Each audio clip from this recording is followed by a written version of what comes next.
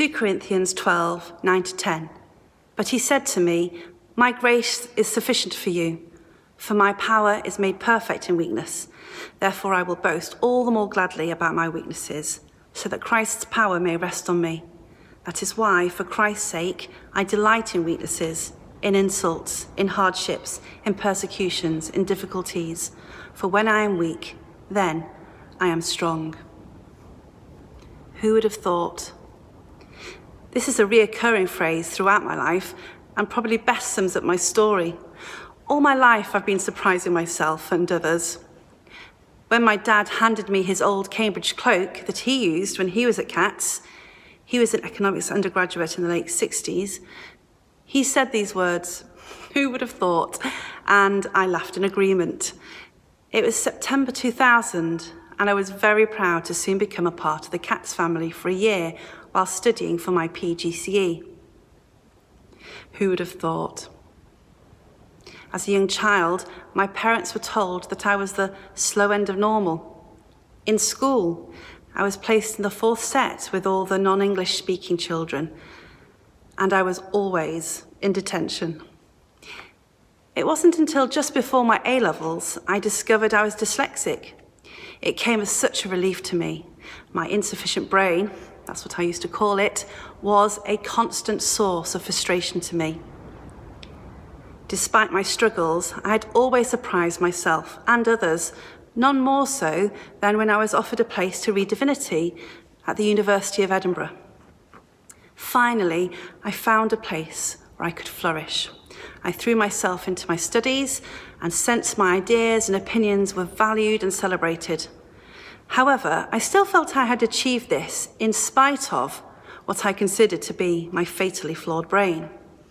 In fact, it wasn't until a couple of years ago, when I turned 40, that I discovered my greatest weakness was actually a strength, that my flawed brain, a constant source of frustration, became something I saw value in.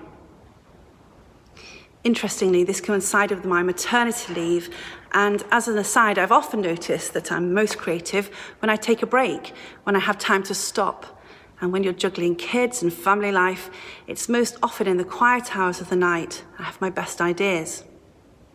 Anyway, the village we moved to was typically English, with a picture postcard church where we're filming today. My husband's the vicar, so I'm allowed inside, surrounded by photos of our community. Anyway, the village is beautiful with a cricket pitch, lovely pubs, but what really stood out was a tired 25-year-old playground, which was quite dangerous and desperately needed an upgrade. After speaking with various residents, I decided to form a committee of mums to fundraise and project manage a new playground. Bear in mind I had no experience of fundraising and no experience of project management. I had been a secondary school RE and philosophy teacher and head of department at the Netherhall School in Cambridge for all my working career up until my maternity leave. Who would have thought? That same refrain uttered by my father was now being said, with similar bemusement, by my husband, and again it made me laugh. Fun, forgetful, flighty were words that were most associated with me, not fundraising and financial management.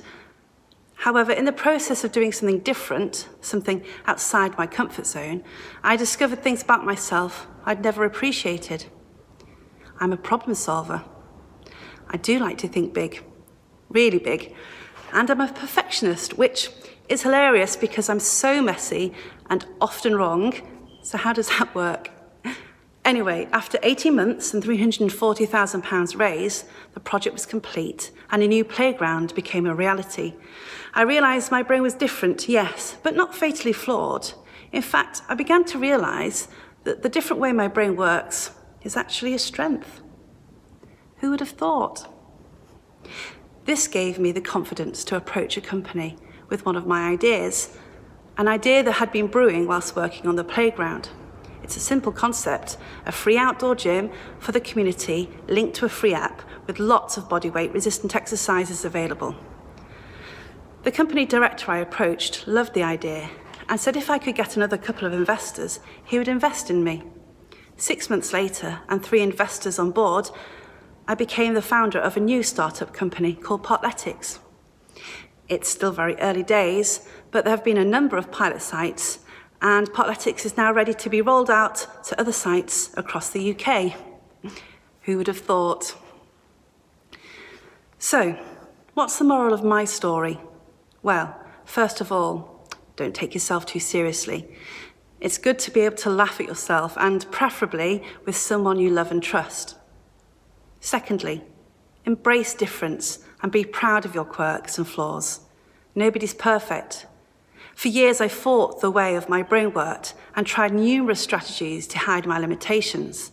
Little did I know that what I perceived as limitations, others might find helpful, even value and respect. Thirdly, don't be afraid to be vulnerable. People like to rally around someone they can trust. Surround yourself with good people.